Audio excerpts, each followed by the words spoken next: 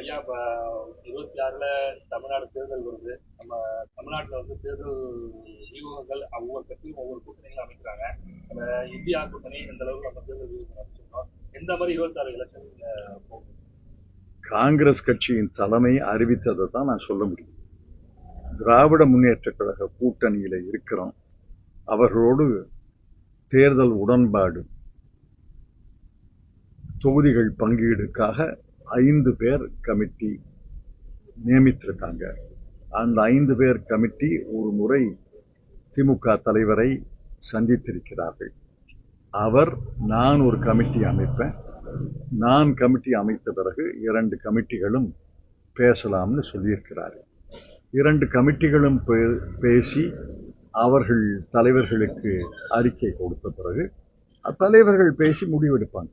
அவ்வளவுதான் நான் சொல்றேன். காங்கிரஸ் ஆட்சியில செய்த